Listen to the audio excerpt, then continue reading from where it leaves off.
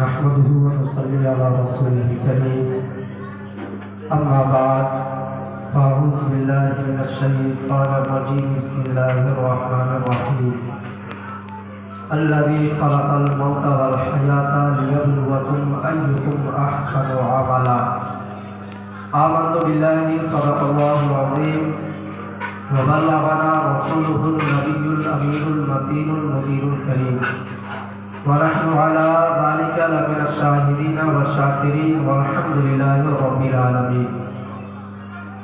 حضرات، جیسا کہ آپ نے سماعت کی کہ وقت بہت ہی کم ہے اور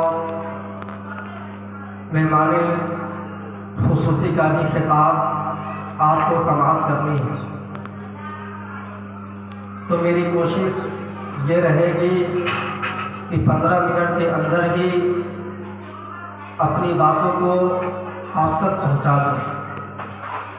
اسی لیے میں نے اپنے ٹاپک کو، اپنے موضوع کو محدود کیا اور سوچا کہ قرآن کی ایک آیت اور حدیث رسول سے صرف 2 حدیث آپ کو میں سناؤں۔ تو آئیے اپنے تقریر کے آغاز سے پہلے ایک مرتبہ جھوم جھوم کر درود شریف کا نذرانہ پیش کریں۔ اللہم صلی علی سیدنا شفیعنا حبیبنا مولانا محمد بارک وسلم صلو علیہ صلاۃ و سلام علیک یا رسول اللہ صلی اللہ تعالی علیہ وسلم۔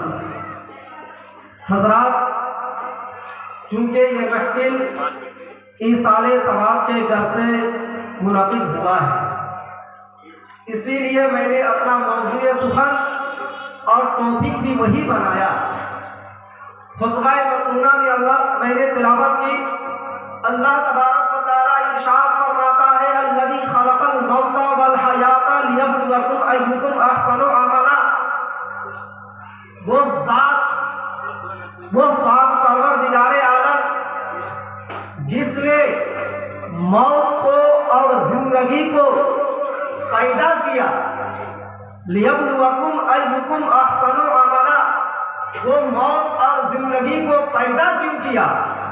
موت اور زندگی کو پیدا کرنے کے ریزن اور سبب کو بھی واضح انداز میں بیان فرما دیا۔ اللہ تبارک و تعالی ارشاد فرماتا ہے لیبلوکم ایکم احسن عملا۔ ہم نے موت کو اس لیے بنائی، ہم نے حیات کو اس لیے پیدا کیا تاکہ ہم تم کو آزمائے، تاکہ ہم تم کو آزمائش میں ڈالے اور ہم دیکھیں کہ تم میں سے اچھا عمل کون کرتا ہے، تم میں سے کون وہ انسان ہے جو اللہ اس کے رسول کی فرما برداری کرتا ہے، تم میں سے وہ کون شخص ہے جو ہمیشہ اللہ اس کے رسول کی یاد میں اپنے وقت کو صرف کرتا رہتا ہے۔ عزیزان ملت اسلامیہ، اب اسی آیت کریمہ میں ذرا اپنے ذہن پہ زور لگائیں گے تو آپ غور کریں گے تو آپ کو پتا چلے گا اس آیت کریمہ میں ہے کیا۔ اللہ تبارک و تعالیٰ دیکھیے، سب سے پہلے اس آیت کریمہ میں کہتا ہے الذی خلق الموت والحیات، میں نے موت کو بھی پیدا کیا اور حیات کو بھی پیدا کیا۔ اب کوئی اعتراض کرنے والا شخص یہ اعتراض کر سکتا ہے، ارے ملا آپ تو ذرا یہ بتائے کہ موت تو بعد میں ہے اور حیات تو پہلے ہے، لیکن تمہارا پروردگار پہلے موت کا تذکرہ کر رہا ہے اور حیات کا تذکرہ بعد میں کر رہا ہے۔ آپ بھی دیکھتے ہوں گے جب ہم کوئی سامان بناتے ہیں تو پہلے اس کا وجود ہوتا ہے، پہلے اس کی پیدائش ہوتی ہے، پھر اس کا جو ہے انتہا ہوتا ہے، لیکن یہاں میٹر تو کچھ الگ ہے۔ عزیزان ملت اسلامیہ، تو میں آپ کو اس کی وضاحت بھی کر دینا چاہتا ہوں۔ اس میں نقطہ کیا ہے؟ اللہ تبارک و تعالیٰ نے موت کو مقدم کیوں ذکر کیا اور حیات کو بعد میں کیوں ذکر کیا؟ تو بہت سارے اس میں حکمت ہے، ان میں سے صرف ایک حکمت آپ کو میں بتانا چاہتا ہوں۔ اللہ تبارک و تعالیٰ نے یہاں پہ موت کو اس لیے پہلے ذکر فرمایا، اس لیے موت کو پہلے رکھا تاکہ انسان جب دنیا میں زندگی گزارے، جب انسان اپنے وقت کو سر کرے تو کی نظروں کے سامنے، اس کے خیال کے دریچے میں، اس کے ذہن میں ہمیشہ یہ رہے کہ آج نہ کل ہمیں مرنا ہے۔ جب انسان موت کو اپنے ذہن میں رکھے گا تو عزیزان ملت اسلامیہ، میں دعوے کے ساتھ کہتا ہوں وہ گناہوں سے ضرور محفوظ نظر آئے۔ پڑھے درود شریف اللہم صلی علی سیدنا محمد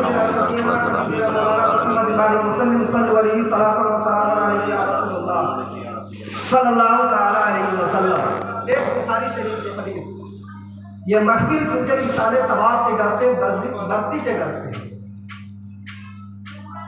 بخاری شریف کی حدیث ہے، اور احادیث کی اور بھی کتاب میں یہ حدیث مذکور ہے۔ اذا مات الانسان انقطع عنه عمله الا من ثلاث، صدقۃ جاریہ او علم ينتفع به او ولد صالح يدعو له۔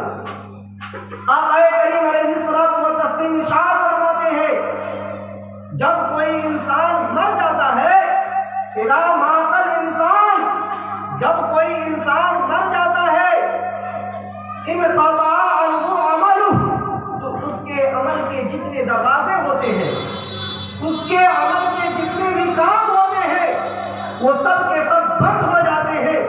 یعنی انسان مر جاتا ہے تو اس کے بعد وہ چاہ کر بھی روزہ نہیں رکھ سکتا ہے، انسان جب مر جاتا ہے تو وہ چاہ کر بھی نماز نہیں پڑھ سکتا ہے، انسان مر جائے تو اس کے بعد اس کے جتنے بھی عمل کے دروازے تھے سب کے سب بند ہو جاتے ہیں۔ لیکن عزیزان ملت اسلامیہ، اپنے آقا کریم علیہ الصلوۃ والتسلیم کے احسان پر قربان جائیے۔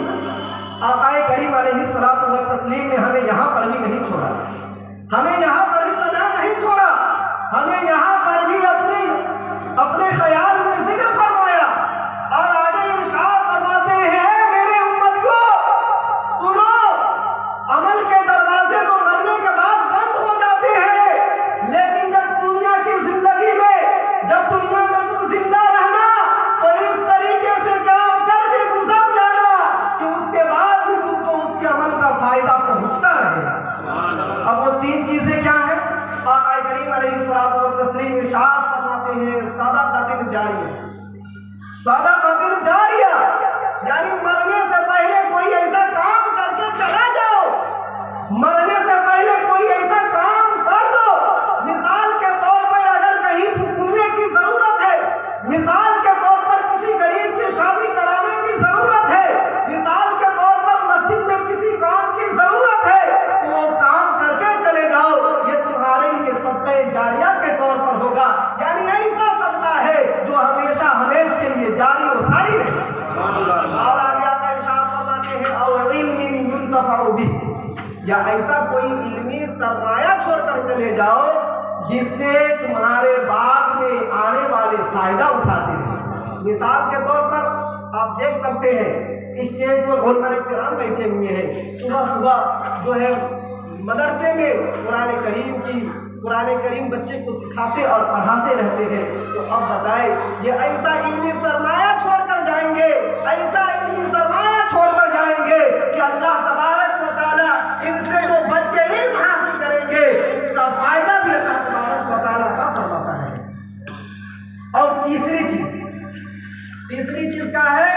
او ولد صالح يدعو له، یا مرنے والا کوئی ایسی اولاد چھوڑ کر جائے، مرنے والا کوئی ایسی اولاد چھوڑ کر جائے کہ مرنے والے کے جو بیٹے ہیں، جو اولاد ہے، ان کے لیے دعائیں مغفرت کرتا رہے۔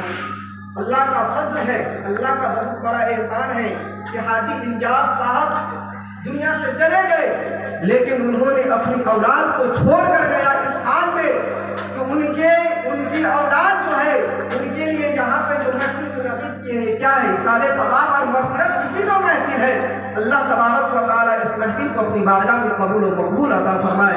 ایک مرتبہ درود شریف پڑھے، اللہم صلی علی سیدنا شفیعنا حبیبنا مولانا محمد وآلہ وسلم، صلو علیہ الصلاۃ والسلام علیک یا رسول اللہ صلی اللہ تعالی علیہ وسلم۔ ایک اور حدیث پاک میں آپ کو سناتا چلوں، عزیزان ملت اسلامیہ، یہ حدیث پاک مشکات شریف میں مذکور ہے۔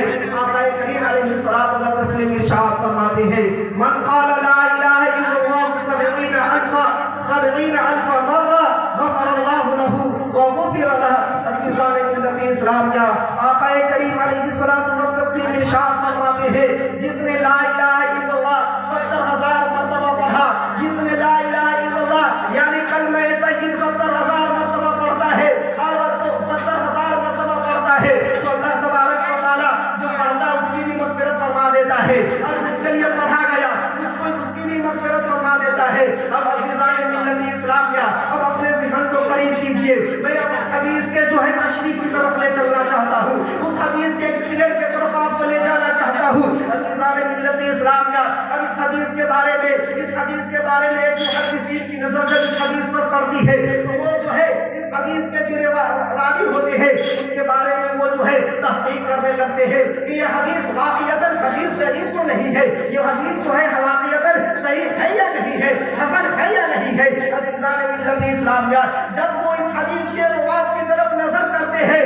تو پتہ چلتا ہے اس حدیث کے راوی ضعیف ہے، لیکن عزیزان ملت اسلامیہ وہ محدث کرتے کیا ہے کہ 70,000 مرتبہ کلمہ طیب لا الہ الا اللہ محمد رسول اللہ پڑھ کر اپنے پاس رکھ لیتے ہیں اور اس کا ایصال ثواب نہیں کرتے ہیں۔ اب عزیزان ملت اسلامیہ، میں آپ کو یہ مرقات المفاتیح جو مشکات شریف کی شرح ہے اس کے حوالے سے آپ کے سامنے بیان کر رہا ہوں۔ عزیزان ملت اسلامیہ، اب وہ 70,000 مرتبہ کلمہ طیب لا الہ الا اللہ محمد رسول اللہ کا ورد کر کے اپنے پاس رکھ لیتے ہیں۔ رکھنے کے بعد اسی اسلام میں ہوتا کیا ہے، ایک عزیزان ملت اسلامیہ ایک دعوت آتی ہے، دعوت میں ایک صاحب نوجوان انسان بھی جاتا ہے، ایک صاحب کشف انسان بھی حاضر ہوتا ہے اور وہ محدث اس دعوت میں شریک ہوتے ہیں۔ عزیزان ملت اسلامیہ، کھانے کی پوری تیاری ہو گئی ہے، کھلانے پلانے کی پوری تیاری ہو گئی ہے، اب وہ صاحب کشف انسان بھی بیٹھا ہوا ہے اور جو ہے عزیزان ملت اسلامیہ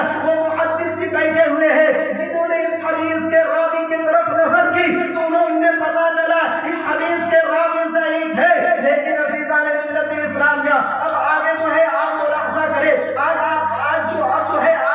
آپ جو ہے سنتے چلے۔ عزیزان ملت اسلامیہ، اب جو ہے وہ محدثین اعظام جو ہے دیکھتے کیا ہے تو وہ نوجوان انسان کھانے پر بیٹھا ہوا ہے اور صاحب کشف سے مشہور ہے اور دیکھ کیا رہے ہیں تو وہ صاحب کشف انسان رونے لگا، آنکھ سے آنسو بہنے لگے۔ عزیزان ملت اسلامیہ، وہ محدث پوچھتے ہیں، شیخ محی الدین ابن عربی پوچھتے ہیں، اے نوجوان شخص مایوبگی کا تمہیں رونے کی ریزن کیا ہے، تم کیوں رو رہے ہو، تمہیں رولانے کے کارن کیا ہے؟ عزیزان ملت اسلامیہ، وہ نوجوان انسان کہتا ہے وہ نوجوان انسان بتاتا نہیں ہے۔ عزیزان ملت اسلامیہ، وہ نوجوان انسان کہتا ہے کہ اللہ تبارک و تعالیٰ نے میری نظروں کے سامنے سے پردے کو ہٹا دیا ہے اور کچھ دن پہلے میری امی جان کا انتقال ہو گیا تھا، میری امی جان انتقال کر گئی تھی، اب میں امی جان کو دیکھ رہا ہوں کہ وہ عذاب میں مبتلا ہے۔ عزیزان ملت اسلامیہ، شیخ محی الدین ابن عربی کیا کرتے ہیں کہ 70,000 مرتبہ جو لا الہ الا اللہ محمد رسول اللہ پڑھے ہوئے تھے اس کا ایصال ثواب اس صاحب کشف انسان کے امی جان کے لیے کر دیتے ہیں کہ اے پاک پروردگار عالم، 70,000 مرتبہ جو میں نے کلمہ طیب کا ورد کیا ہے اس کا ایصال ثواب اس نوجوان شخص کے امی جان کو عطا فرما۔ عزیزان ملت اسلامیہ، اب کچھ ہی دیر کے بعد جو ہے وہ نوجوان انسان جو ہنسنے لگتا ہے اور شیخ محی الدین ابن عربی ارشاد فرماتے ہیں، اے نوجوان، تمہارا معاملہ تو بڑا عجیب و غریب ہے، چند ہی منٹ میں ہنسنے لگتا ہے اور چند ہی منٹ میں رونے لگتا ہے، ابھی تو کچھ دیر پہلے تم رو رہے تھے، ابھی تو تم ہنس رہے ہو۔ عزیزان ملت اسلامیہ، وہ نوجوان کہتا ہے، اے محدث سنیے ذرا، سنیے تو کوئی نوجوان انسان کوئی شخص تھا جس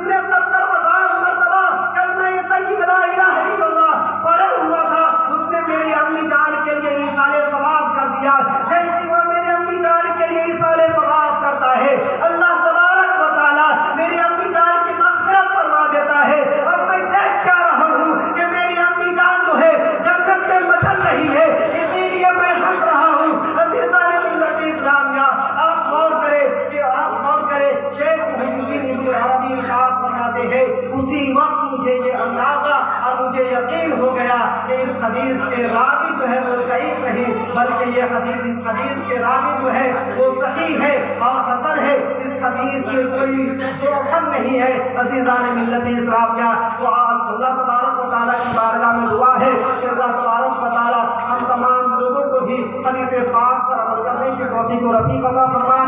آئیے رب قدیر کے بارگاہ میں استغفار کرتے ہیں۔ استغفر اللہ ربی من کل ذنب واتوب الیہ وما علینا الا البلاغ۔ السلام علیکم ورحمۃ اللہ وبرکاتہ۔ سبحان اللہ، بے وجہ دل پہ نہ کوئی بوجھ بھاری رکھیے، زندگی جنگ ہے اس جنگ کو جاری رکھیے۔ بے وجہ دل پہ نہ کوئی بوجھ بھاری رکھیے، زندگی جنگ ہے اس جنگ کو جاری رکھیے۔ کتنا دن زندہ رہے اس کی نہ گنتی کیجیے، کس طرح زندہ رہے اس کی شماری رکھیے۔ بڑی مسرت و شادمانی کی بات ہے، خانقاہ دیگیہ یوسفیہ کا ایک کھلتا ہوا گلاب آج آپ کے دیار پربہار میں آج کی اس بزم میں تشریف رکھتے ہیں۔ آئیے تھوڑی دیر، وقت کم ہے لیکن یہ جانتے ہیں کہ کون سی بات کب کہاں اور کیسے کہی جاتی ہے، کون سی بات کب کہاں اور کیسے کہی جاتی ہے۔ ہو سبھی کا تو ہر بات سنی جاتی ہے۔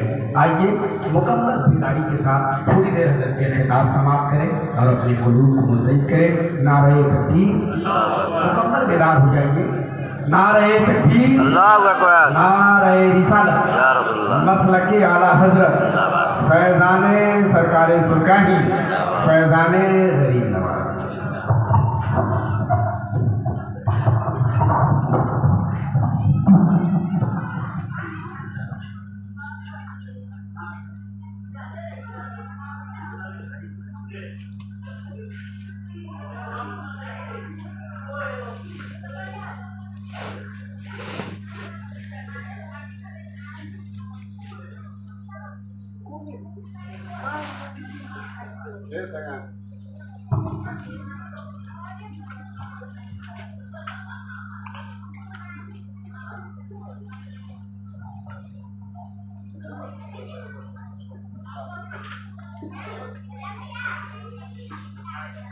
بنیت سوار